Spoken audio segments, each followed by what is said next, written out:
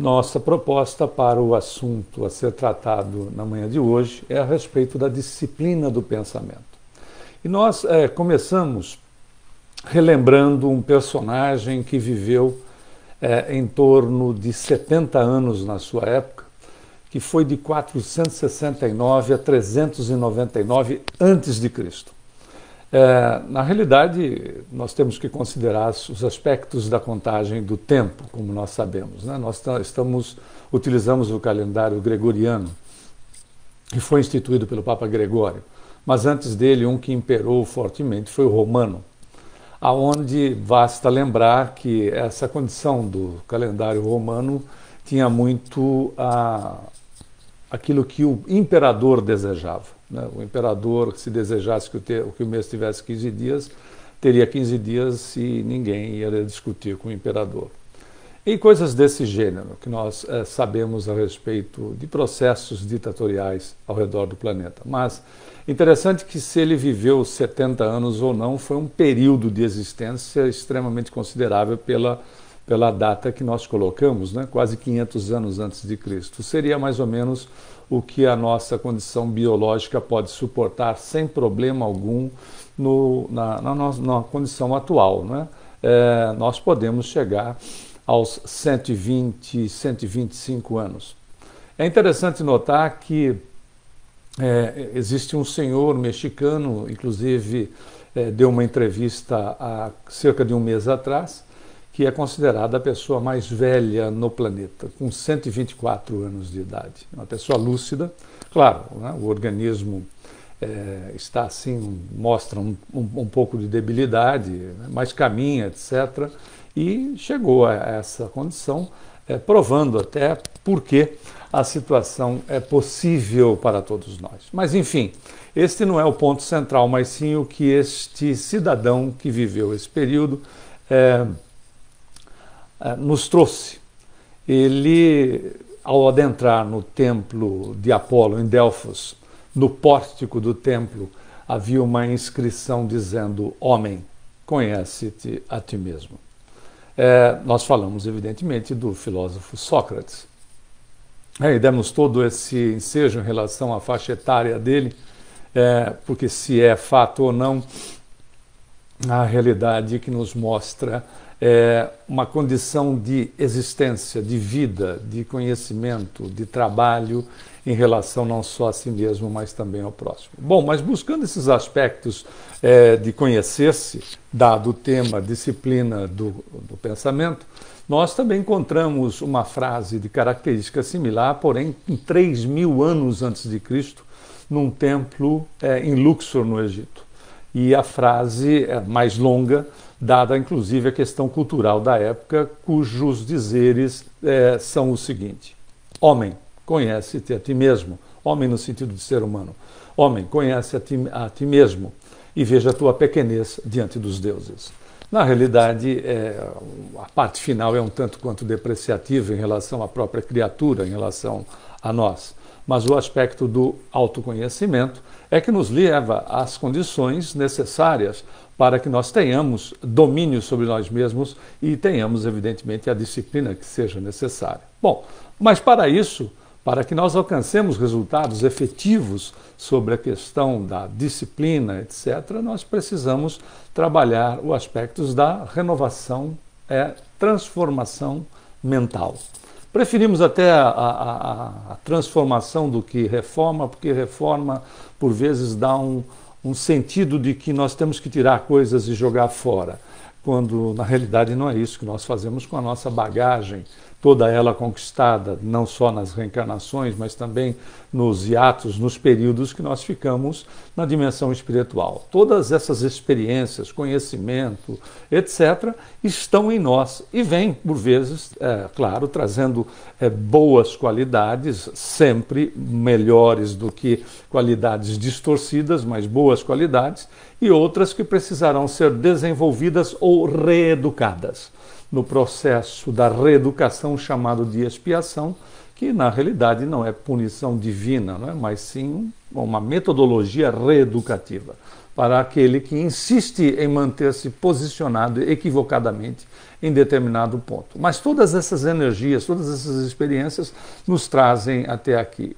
Muitas delas nós vamos dar seguimento, estamos dando seguimento, naquelas que se constituem os potenciais virtuosos do espírito, e outras nós vamos fazer a transformação, um processo de renovação, de transformação mental. Muito bem, mas a pergunta é o que é e também quem precisa. Né? O que é e quem precisa? Bom, nós temos dois aspectos para essa renovação mental. O primeiro é intelectual, que nós podemos fazer, não é? E isto é possível para todos nós, bastando que nós tenhamos o interesse em nos transformarmos em autodidatas, por exemplo, se ou mesmo se tenhamos interesse até para cursar outras universidades, por que não?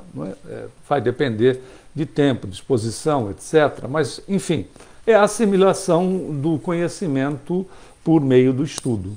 Então, nós vamos trabalhar esses aspectos de natureza intelectual e de natureza afetiva, que é um dos pontos, né, é o ponto complementar a esta renovação mental no quesito intelectual, que é desenvolvimento dos sentimentos e plantação de simpatia mediante o serviço ao próximo. É importante destacar esta questão da plantação de simpatia mediante o serviço ao próximo. E isso nós podemos fazer a qualquer tempo, aonde nós nos encontrarmos, no lar, fora dele, aonde nós estivermos. Porque nós somos criaturas que nós pertencemos ao universo, nós somos criaturas cósmicas, já nem se fala mais, né, em universo, e sim em multiverso, entendendo que a questão deste que nós nem conhecemos possui 11 dimensões, sendo 10 dimensões mais uma que seria considerada o tempo. E já se especula, falando-se em 33 dimensões, deste que nós não conhecemos. E seria um deles, como bolhas, né, que se interligam, e seria um deles com todas essas dimensões. Bom, para os nossos amigos e amigas estudantes do semeador em relação a André Luiz, só em nosso lar nós vamos constatar que o planeta que nós habitamos, nós estamos momentaneamente nesta dimensão chamada material, nós possuímos, né, o planeta possui 7 dimensões. Então, não são novidades para os estudantes, mas são sim informações que vão ampliando, né, o nosso conhecimento. E essa condição de plantar simpatia é possível, né? Desde o momento em que nós despertamos, por exemplo, o nosso bom dia para as pessoas com as quais nós nos relacionamos, a nossa mensagem, que pode ser a utilização do smartphone para uma mensagem positiva, a condição da prece, evidentemente, nesse instante que nós despertamos, de gratidão pela oportunidade que se renova, conforme o próprio Emmanuel, através da psicografia de André Luiz, nos ensina, que cada dia que nós despertamos é a renovação da confiança do Criador na criatura. Porque se nós não fôssemos importantes para o momento atual, nós não estaríamos presentes no planeta ou sequer teríamos reencarnado nele. Significando, então, que esta renovação, esta confiança do Criador na criatura, nós estamos localizados na melhor posição que nos encontremos para que nós possamos contribuir para a sua obra, seja a contribuição de que maneira for.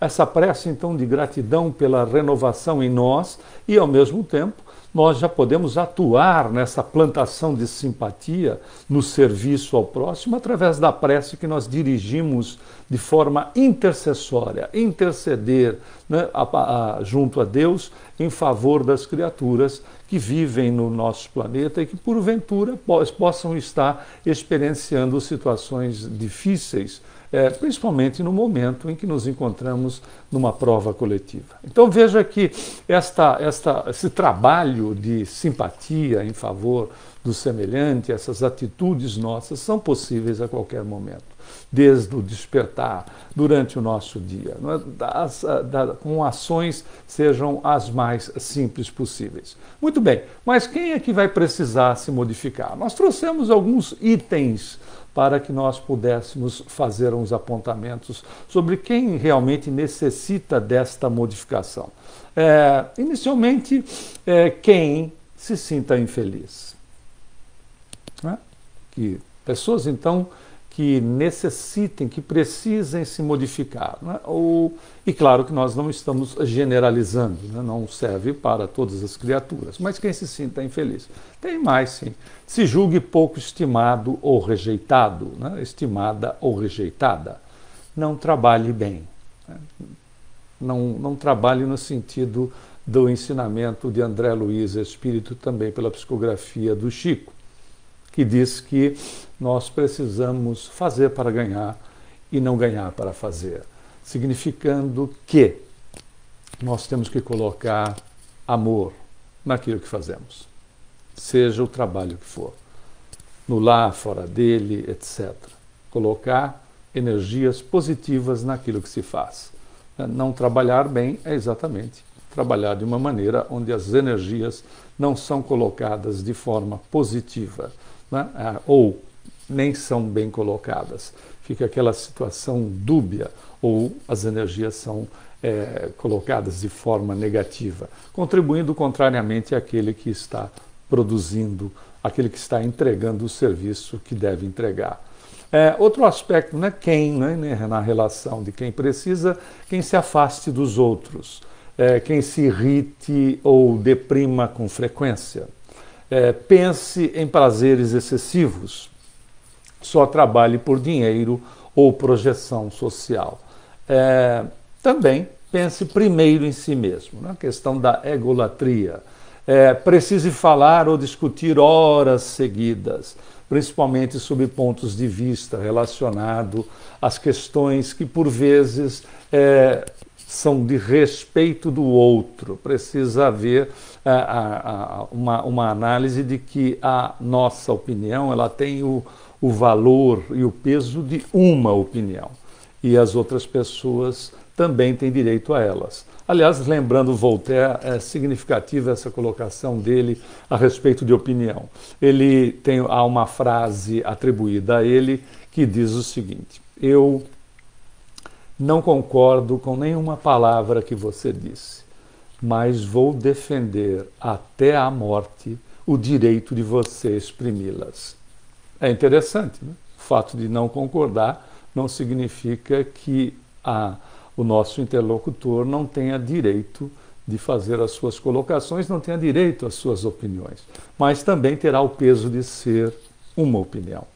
Aliás, é Kardec, não? Allan Kardec, codificador da nossa doutrina, que nos lembra a respeito disso, de que, falando em relação aos espíritos, né, ele tem a força da opinião de um espírito. Por isso que o trabalho do codificador foi no sentido da universalidade, né, da extensão nesses aspectos. Olha a importância.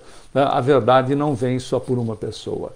A verdade é de Deus. Se é de Deus, pertence às pessoas no momento que as pessoas, né, estão adequadas a recebê-la. Mas vamos continuar. Quem é que precisa, né, que não suporte ser criticado, criticada, contestado, contestada. Acabamos de falar um pouco a respeito sobre questões de opinião. Se considere superior ou inferior aos outros. Também queira mandar sempre. É uma atitude de comando sempre. Tema ser dominado e não tolere ficar só. Quer mais? Tem mais. Padeça de fobias ou inibições. Veja que é relativamente abrangente. E também use o próximo como objeto para satisfazer desejos ou conseguir vantagens. Agora é importante.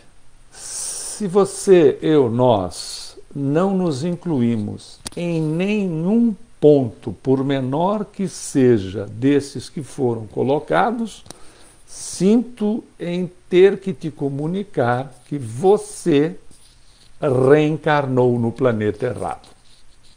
né? Você deveria ter reencarnado em Júpiter, numa das dimensões de Júpiter, que Bernard Palissy, através do médium Sardou, na Sociedade Espírita de Paris, responde uma série de perguntas, de questões feitas pelo codificador, feitas por Allan Kardec em relação à questão de uma das dimensões de Júpiter, dizendo que para reencarnar em Júpiter, apenas uma coisa era necessária: ser bom.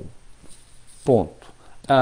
Se nós não nos enquadramos em absolutamente nada, em momento algum, mesmo que seja numa pequena fração, provavelmente a gente devia ter ficado lá pelo nosso lar, coisas do gênero, não é verdade? Talvez não Júpiter, mas pelo menos o nosso lar.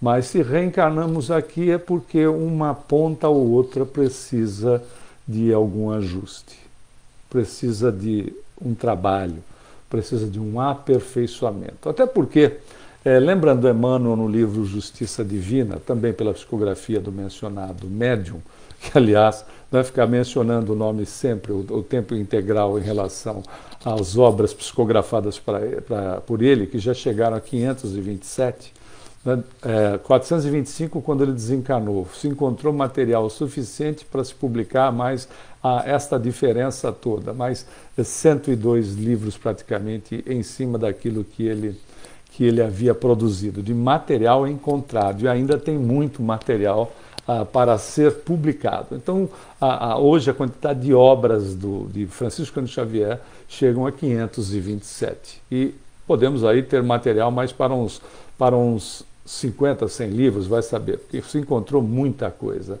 nas mãos, principalmente dos herdeiros daquele que foi o chefe de Chico na fazenda Modelo, o Dr. Rômulo Joviano, onde o Chico participava com regularidade do Evangelho do Lar na casa de Dr. Rômulo Joviano e psicografava todas as reuniões. E o Chico participou durante 10 anos em todas as reuniões do Evangelho no Lar na casa do Dr. Rômulo Joviano. Apenas como curiosidade. Bom, o livro Justiça Divina de Emmanuel nos salienta o seguinte: é necessário, para de quem precisa, que nós colocamos alguns itens, é necessário reconhecer que todos nós, espíritos encarnados e desencarnados em serviço na Terra, ante o volume dos débitos que contraímos nas existências passadas, dos equívocos contraídos, somos doentes em laboriosa restauração.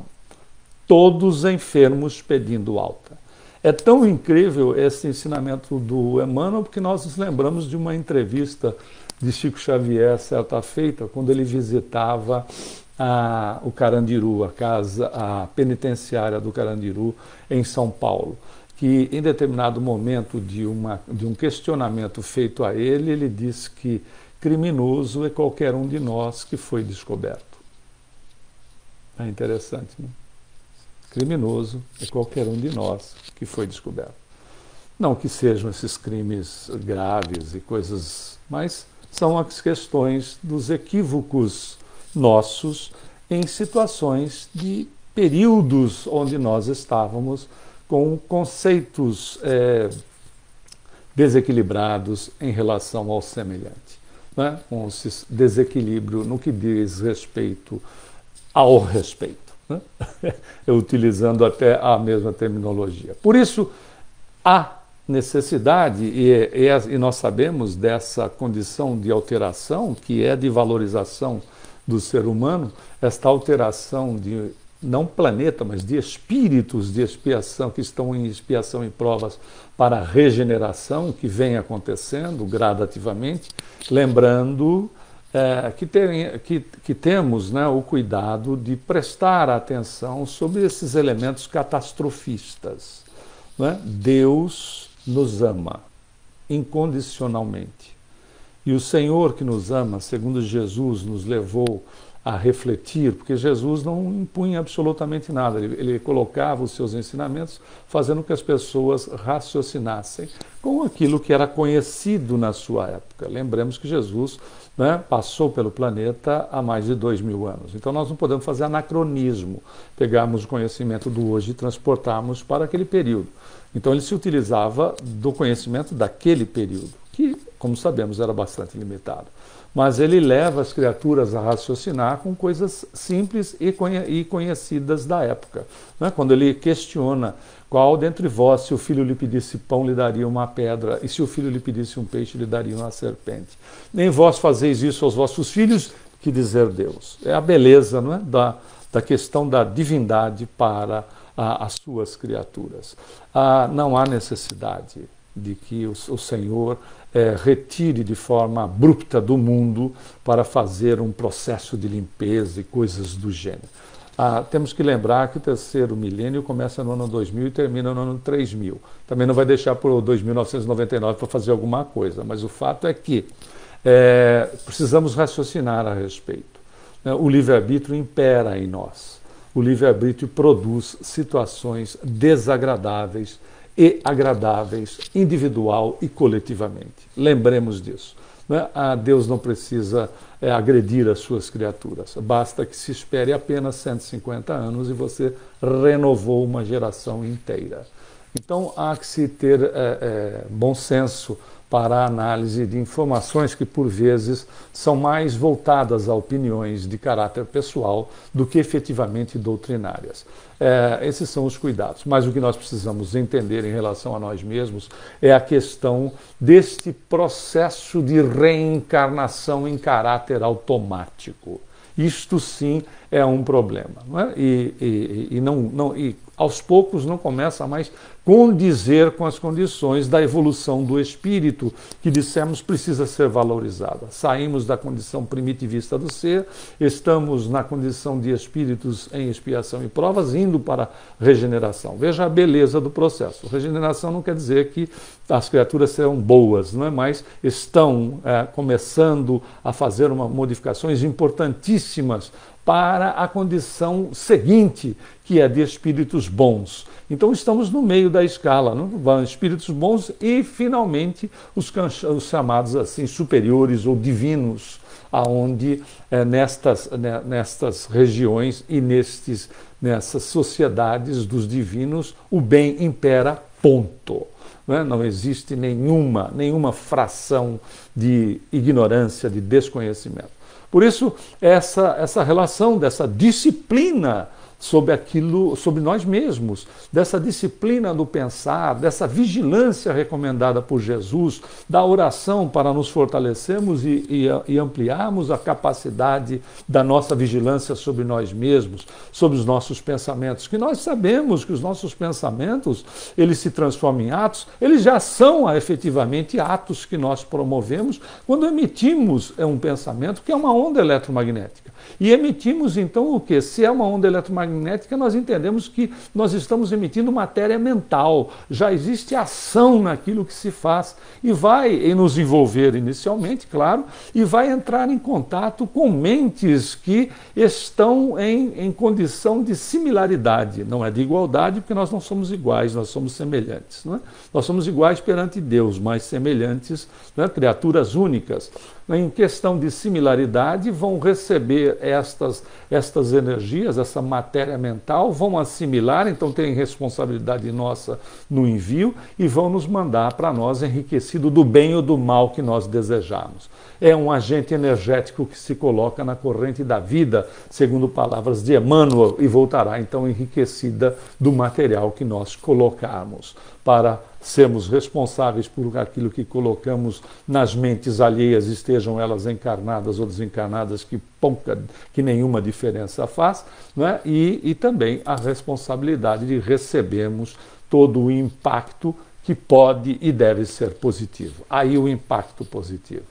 Né, de saúde, de equilíbrio, né, e não de frustração, ou então a condição, como estávamos colocando há pouco, essa condição automatizante. Essa condição automatizante é que lamentavelmente ainda é muito grande o número de criaturas que vivem no seguinte sentido: reencarnam, procuram não cuidar muito bem de si mesmos, passam o tempo, né, como se estivesse numa colônia de férias. Às vezes nós ouvimos até colocações do tipo: estou aqui de passagem. Não está não, porque a Terra não é colônia de férias, não é resort. Nós estamos aqui para exercitarmos as nossas qualidades com as propostas do nosso trabalho, das nossas ações, da nossa postura diante da vida, que nos é verdadeiramente uma bênção nesta oportunidade reencarnatória. Então não é para passar o tempo, mas nessa condição automatizante, ficam adormecidos na indiferença,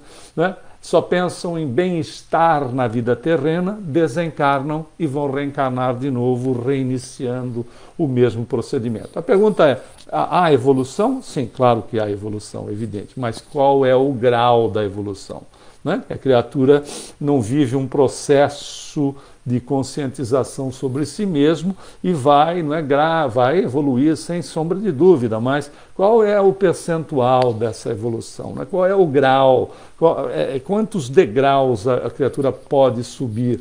Por isso a questão da luz, né? A luz, quando nós em prece pedimos luz para as nossas vidas, é a questão da luz na consciência, porque nós temos vários níveis, podemos estar classificados, colocados em vários níveis. Aliás, quem fez um estudo interessante foi Stanislav Grof, que é um psiquiatra polonês, que ele faz uma classificação significativa, lembrando-se que o Stanislav não é espírita, mas com certeza é espiritualista, porque ele coloca inicialmente a condição da criatura que vive o sono sem sonhos. Esse é o primitivismo do ser. Vive neste processo que nós colocamos lá, automatizante. Não é? André Luiz vai trabalhar isso no livro Sexo e Destino, não com essas características, mas se referindo à condição de um espírito que viva numa relação automática. Ele diz: nascem, crescem, reproduzem-se, cuidam das crias e morrem. Esses 5 estágios. Nascem, crescem, reproduzem-se, cuidam das crias e morrem. Mas André Luiz complementa dizendo: até aí chegam os nossos irmãos animais irracionais, que nascem, crescem, reproduzem-se, cuidam das crias e morrem. Nós não somos animais irracionais, nós somos espíritos, nós não estamos mais na condição de princípio inteligente ou princípio espiritual. Há que se prestar atenção, não é, nesta condição. Se não tiver a questão da reprodução e cuidar das crias, ficam só 3 elementos: é nascer, crescer, não é, e morrer. Ou seja, uma vida onde, por vezes, as pessoas... mas é questão de destino. Não, questão de destino. Nós é que fazemos o nosso destino com o uso do livre-arbítrio. Né? Nós utilizamos do livre-arbítrio. E, obviamente, podemos, né, viver nesta condição automatizante, que Stanislav Grof coloca, então, como o sono sem sonhos. É o primitivismo do ser. Primitivo no sentido de... primitivo no sentido de inicial, né, de procedimento automatizante, que vive nesta realidade do cumprimento das obrigações. Nascer, crescer, reproduzir-se, cuidar das crias e morrer. Esse é o sono sem sonhos.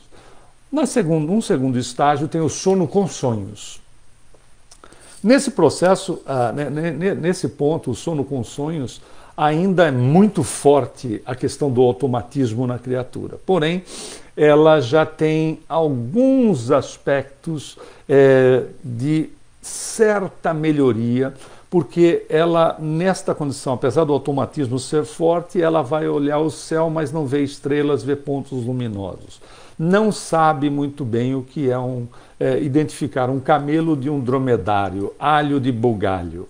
Né? É interessante, mas já está aí um pouco mais, né, desperto, se é que nós podemos colocar dessa maneira, em relação a si mesmo. Depois vem outro grau, outro nível de consciência, que é o sono com sonhos, com o início de despertamento.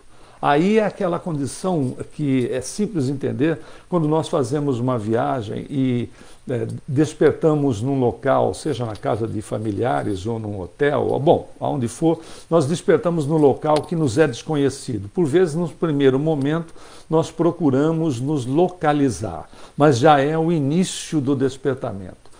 Neste ponto, a consciência, o indivíduo, a criatura já sabe que as suas ações têm reações, já sabe separar o bem do mal, já sabe o que é separar o belo do feio. Já começa, aquele estado, não começa o despertar de forma confusa, mas as condições já começam a surgir de uma maneira mais tranquila. Já não é mais como o sono com sonhos apenas, cujas questões dos arquétipos e de aspectos do seu inconsciente profundo brotam naquela condição que nós acabamos de falar. Não identificam se é um camelo, um dromedário e não distinguem estrelas, olham e veem pontos luminosos. Nesses processos, no sono com sonhos com início de despertamento, né, para nós registrarmos, frisando bem esses aspectos, evidentemente, já conhecer as questões daquilo que impacta a vida do indivíduo, aquilo que nós podemos realizar com o nosso livre-arbítrio e, evidentemente, tomarmos as ações que sejam mais adequadas para nós, com extensão e reflexo no semelhante. Depois vem a questão do desperto. O desperto é o ego dominado. Aí é a condição de espíritos de um calibre de um Chico Xavier, de uma irmã Dulce, que apesar de estarem na dimensão espiritual, nada muda a condição evolutiva dessas criaturas, né, dessas pessoas. De uma irmã Dulce, de uma Madre Teresa, que era de Calcutá, e de outras tantas pessoas, espíritos, cujo grau de evolução já superou o ego e trabalham em favor da coletividade. Não é uma visão de caráter único, mas uma visão de caráter coletivo. E, finalmente, Stanislav Grof nos traz que o nível de consciência considerada cósmica, que é a posição de Jesus. Não é? Espíritos crísticos, aonde a mente deste espírito abarca o planeta como um todo, e todas as suas dimensões. Na colocação de Jesus a respeito de que ele e o Pai, né, quando ele diz eu e o Pai somos um, ele não está dizendo que há perda de individualidade, mas que ele está inserido na mente cósmica, o que é muito difícil nós entendermos, porque seria receber todas as informações, tudo o que acontece no momento, para nós, né, para ficar uma figura, uma analogia mais simplória, seria receber todas as informações, tudo o que está acontecendo nesse presente momento no nosso planeta, tudo, e tendo condição que o cérebro suporte toda esta carga ao mesmo tempo. É algo muito simplório para se entender aspectos de uma consciência cósmica. A lembrança de Jesus registrada em Salmos, vós sois deuses. É a beleza, essa é a consciência cósmica. Por isso que há muito trabalho a ser realizado, há muito trabalho para se quebrar essas rotinas verdadeiramente massacrantes, automatizantes, no sentido do autoconhecimento, para que haja maior grau de disciplina. Por isso que lembramos, novamente, Emmanuel, na obra já citada, Justiça Divina, ele diz: ninguém poderá deixar de enfrentar o problema do autoaprimoramento, agora ou no futuro, seja neste ou em outro mundo. Olha que importante. Agora ou no futuro, seja neste ou em outro mundo. O fato é que, se nós analisarmos e considerarmos o tempo na medida que nós fazemos para o nosso planeta e para nossos aspectos evolutivos, se nós formos considerar, o que é que nós temos de efetivo, de verdadeiro? O presente. Porque o passado nos trouxe até aqui, mas é passado. O futuro para nós é subjetivo, não que nós não tomemos as atitudes previdenciárias necessárias, porque podemos e devemos estender muito a nossa existência no planeta pela utilidade da existência em si, em nós e de nós para com os outros, né? Num exercício das nossas potencialidades em nós para refletir nos outros. O fato é que, então, não há negligência com a questão previdenciária. Outro ponto também é, podemos desencarnar amanhã. É uma realidade, né? Domingo não é dia de espírita desencarnar, mas na segunda-feira, né, podemos desencarnar amanhã? Sim, podemos, mas isso também não isenta o fato de que podemos não desencarnar e vamos dar uma continuidade na nossa existência significativa, seja o tempo que for. Então, a questão é trabalhar no momento, que é o que nós temos.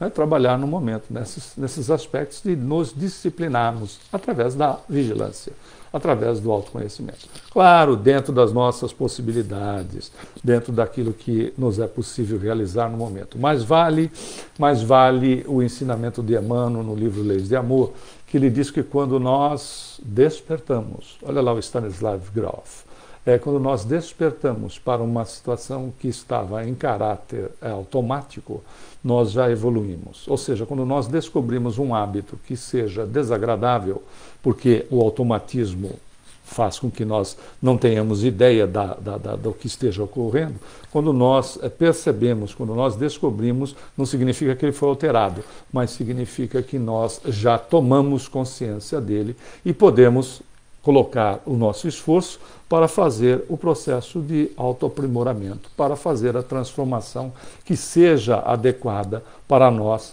refletindo no semelhante. E, na realidade, então, é refrear paixões e amar o bem. Olha o exercício. Refrear paixões, vou colocar controle sobre nós mesmos, considerando que a paixão, o codificador vai trabalhar no Livro dos Espíritos a respeito. Né? A paixão não é algo que seja maléfico para o ser, não é isso. Porque se ela não existisse, a nossa raça teria desaparecido, porque ela aproxima uns dos outros. Mas a perda do controle dela é o problema. Né? A perda do controle dela. Ela não é o problema, a perda do controle sobre ela é que é o problema. Então é refrear, saber dosar, saber administrar e exercitar-se no bem. Amar o bem pelo bem. É o ajuda e passa de Emmanuel. Né? É o ensinamento de Jesus vivo para todos nós. O que faz a tua mão direita e esquerda não precisa ficar sabendo, nem precisa ficar recebendo agradecimento. Não é? Obrigado, obrigado. É ajuda e passa. É o serviço do bem pelo bem. E quem procura fazer o bem pelo bem não está preocupada em receber, né, tapinhas nas costas a gratidão por isto ou por aquilo. É exatamente esse exercício de elevação da criatura nela mesma.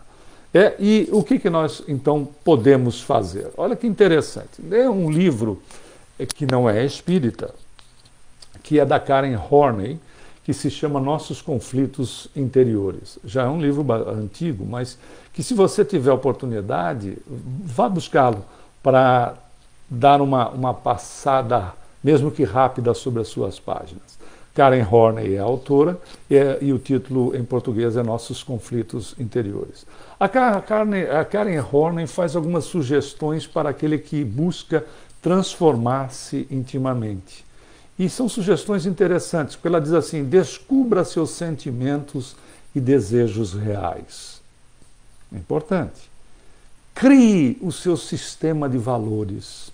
Veja se não são colocações que nós temos, né, por vezes repetitivamente em relação a obras doutrinárias, a obras espíritas.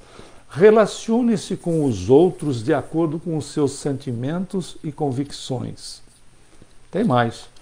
Torne-se produtivo em suas atividades. Aquilo que falamos a princípio. Goste do que você está fazendo. Porque se você não gosta do que você está fazendo, você está colocando um dispêndio energético tamanho que vai trazer consequências óbvias, desagradáveis, por vezes até enfermiças, porque há um dispêndio no que se faz. É impressionante, mesmo que você, por exemplo, no lar vá fazer, não, bem simples esse nosso exemplo, vai fazer lá uma sopa para a família, e aí pega os ingredientes e comece a jogar na panela, dizendo, eu não passo de uma escrava nessa casa, né, porque todos me tratam como uma escrava, etc. Dê para o seu marido, que é certeza que ele vai desencarnar, né, porque a energia que se coloca para as coisas que se faz. E isso se reflete em qualquer situação. Numa simples mensagem, não é, que nós mandamos de texto, numa palavra que nós dirigimos. Ah, mas não era isso que eu queria dizer, mas já disse. É exatamente esses aspectos que nós precisamos prestar atenção naquilo que nós estamos colocando, na energia que nós estamos colocando naquilo que fazemos. Damos um exemplo simplório, evidente, não vai acontecer dessa maneira, mas o fato é, como é que recebem aquilo que nós estamos entregando? Por isso, o cuidado, a vigilância, a disciplina necessária. Mas a Karen Horney continua dizendo o seguinte, nós precisamos fazer exercício de desapego da paixão que nós nutrimos pela imagem real que nós criamos de nós mesmos. Segundo a autora, nós somos apaixonados por nós. Por isso que ela fala desses exercícios de desapego, dessa paixão nutrida pela imagem que às vezes se faz irreal daquilo que nós criamos para nós mesmos. Outros aspectos que ela também coloca para as nossas reflexões. Fazer as pazes com as nossas imperfeições. Ora, até porque nós somos espíritos em evolução. Não somos espíritos com defeito, porque quem tem defeito é máquina. Nós somos de espíritos atrasados. Né? Nós somos espíritos que estamos num processo. Esse processo é evolutivo. Nós não vamos regredir, não tem como, é impossível. Uma vez alcançado o estágio, né, e ele solidificado, não existe regressão. Quando nós vemos alguns aspectos desta natureza, né, que dá-se a impressão, seja individual ou coletiva, é porque não se fixou ainda a evolução, não foi alcançado ainda o resultado, então há nesse intermeio situações que nos mostram deficiências, mas uma vez a conquista realizada não existe mais esse risco. Outro aspecto, abandonar estereótipo e aprender a se valorizar com respeito. Né? Porque é óbvio, às vezes é estereótipo. A moça tem que ter 1,80 m de altura com 48 quilos, só se ela comer uma folha de alface no almoço e outra no jantar. Às vezes a estrutura óssea também não permite a criatura ter esta configuração. Né? E se buscar, vai parecer um cabide com a roupa pendurada no esqueleto. Há que se ter cuidado. O rapaz, por exemplo, há que se buscar, claro, não é? Os exercícios, a atividade física, para a manutenção da saúde, para que nós estendamos a nossa existência da forma mais saudável possível. Mas não estereotipar, não é? Que por vezes é aquele bacalhau, né? Com a perninha fina, a parte aqui de cima é enorme, e é bacalhau até com cabeça, porque é difícil... Dificilmente se vê, mas nesse caso até parece. Mas são estereótipos que não é necessário que nós vivenciemos, que nós tomemos os cuidados devidos, adequados, etc., mas sem estereotipar. Porque isso não é o elemento da felicidade para o indivíduo. Há que se ter bom senso sobre nós mesmos. Não é se descuidar, mas ter bom senso. Outro aspecto também é descobrir a sua singularidade e vivê-la com gratidão. Olha que beleza. Né? Paulo, dê graças a Deus por tudo. Porque se nós estamos passando por uma situação A, B ou C, seja ela qual for, ela está relacionada com situações do nosso livre-arbítrio. Por isso, dê graças a Deus por tudo, porque tudo é um momento de aprendizado, tudo é um momento de crescimento, mesmo que este momento não seja agradável. Não é não buscar a melhoria, em absoluto. Em absoluto. De jeito nenhum Jesus estimulou questões voltadas à miserabilidade, à enfermidade, absolutamente. É as questões de nós termos gratidão pelas conquistas e continuarmos vivenciando esta gratidão, seja o momento que for, né, pelas experiências que elas nos trazem. E nada é estimular a enfermidade para o indivíduo, não, absolutamente. A minha gratidão em relação à condição do momento que vivenciamos é, se for um desconforto até mesmo de natureza enfermiça, buscar uma terapia que seja adequada, né, para que um tratamento que seja adequado para eu minimizar ou eliminar aquele desconforto, né, mas ser grato por tudo, porque tudo faz parte da experiência do crescimento. Outro ponto analisado por ela, coragem para descobrir seus desejos, tendências e sentimentos. Ainda mais, exercitar a autoaceitação através do perdão. Beleza, né? Porque quem não se perdoa, efetivamente, não vai conseguir perdoar ninguém. Quem não se ame, não vai conseguir externar o amor para ninguém. Quem não faça o bem para si mesmo, não vai externar o bem para o seu semelhante. Por isso, a necessidade de prestarmos atenção, de nos disciplinarmos, de nos perdoarmos, de nos amarmos, de fazermos o bem para nós, externando para o semelhante. Não é uma condição egoísta, absolutamente. Né? Não é vinde a nós o vosso reino nada. Não é nada disso. É a condição de entendermos que precisamos nos autoaceitar e nos perdoarmos para estender nesse exercício do perdão para o semelhante, porque nós não perdoamos, amamos ou somos bons por decreto, nós fazemos isso por exercício. Há necessidade, e o próximo nos permite esta relação, nos permite que nós possamos utilizar desses pontos, né, nesta relação que temos com o próximo. Discipline-se, preste atenção na reação que o próximo tem com as nossas atitudes, e o contrário também é verdadeiro, para que nós possamos ir gradativamente nos disciplinando. Aprender a ouvir com atenção o que se passa à sua volta, dominar o perfeccionismo, nutrindo a certeza de que ser falível não nos torna mais inferiores. É a evolução que nós estamos ainda a caminho.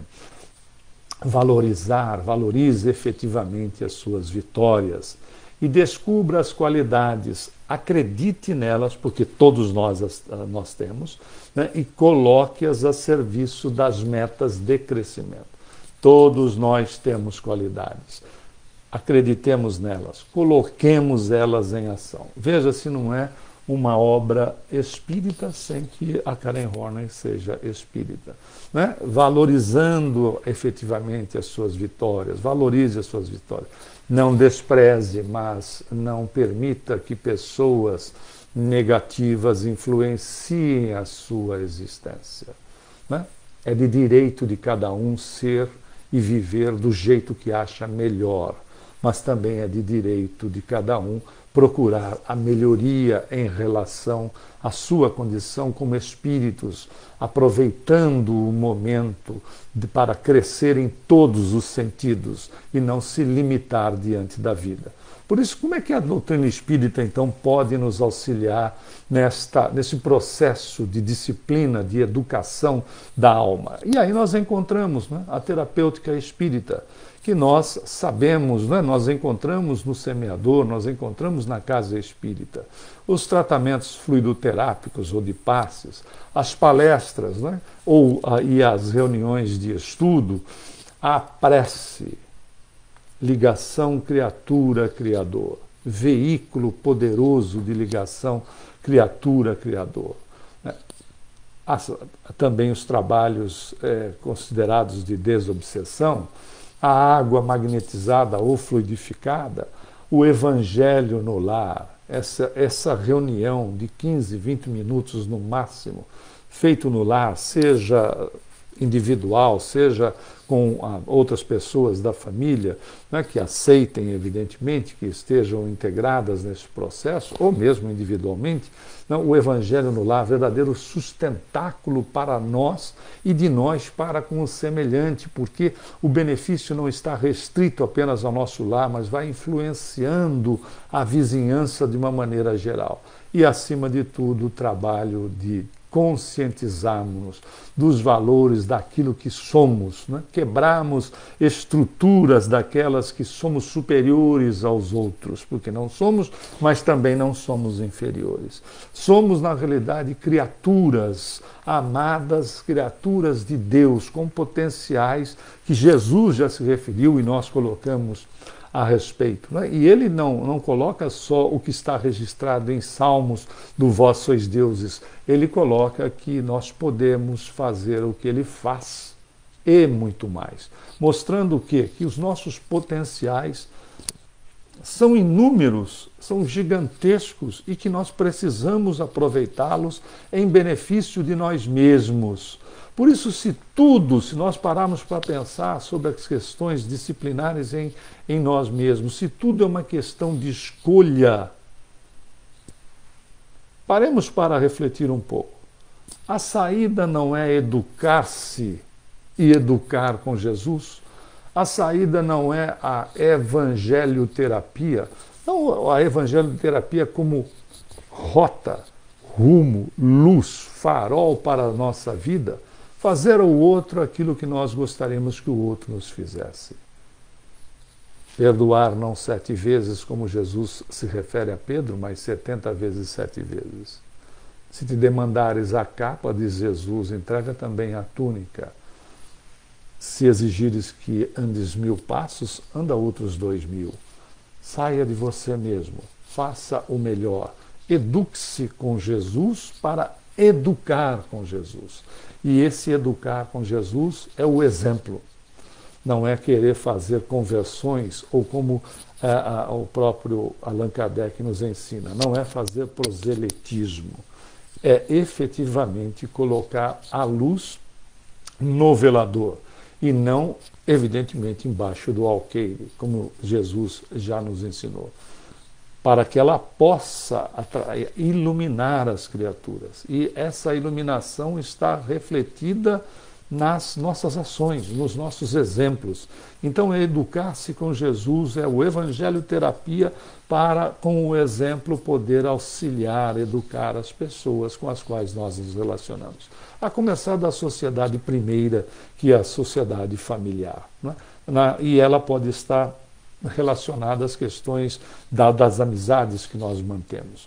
Por isso que, se realmente tudo é uma questão de disciplina e de escolha, vale lembrar o ensinamento de Jesus, quando trouxeram para ele aquela moça apanhada de adultério, que a sociedade sexista colocava só a mulher nessa condição, quando as leis diziam que o adultério sofreria punição. Mas, como era essa atitude, não é? A sexista, trazem-lhe a moça e ele faz um trabalho significativo que nós temos que pensar, porque Jesus atua inicialmente fazendo um trabalho assistencial, por isso que Emmanuel diz, não adianta falar de evangelho para quem tem estômago vazio. Ele faz um trabalho assistencial que é tirá-la do risco da morte, que ela seria executada em praça pública. É um trabalho de assistência. No segundo momento, uma questão de misericórdia, atuação misericordiosa do Cristo. Quando ele questiona a mulher, onde é que estão aqueles que te acusavam? Ele disse assim, Senhor, todos se foram. Porque ele perguntou, quem não tivesse erro nenhum, que atirasse a primeira pedra. Aí todos se foram. Aí ele usa de misericórdia. Nem tampouco eu te condeno. É se colocar no lugar do outro. Saber, como ele diz a Pedro no livro Boa Nova, da autoria espiritual de Humberto de Campos, o homem é mais frágil do que mal. O homem como ser humano, o homem e a mulher, é mais frágil do que mal. A fragilidade está no desconhecimento dele mesmo, obviamente na falta de disciplina. E aí ele vai, dessa atitude misericordiosa, ele vai para a verdadeira caridade, que é direcionamento. Até porque é o título que ele aceitou de mestre, né, de educador de almas, que é o direcionamento da criatura. É rota para a pessoa quando ele diz vá e não erres mais. Isso é educação, é dar um norte para a pessoa. É exatamente nesses aspectos que a evangelioterapia precisa gradativamente, de acordo com os nossos interesses e esforços, agir em nós, para que nós possamos agir no semelhante. Por isso que busquemos em todos os momentos o exemplo de Jesus, disciplinando-nos com o Evangelho, que aí, com certeza, com o Evangelho de Jesus, nós encontraremos a paz.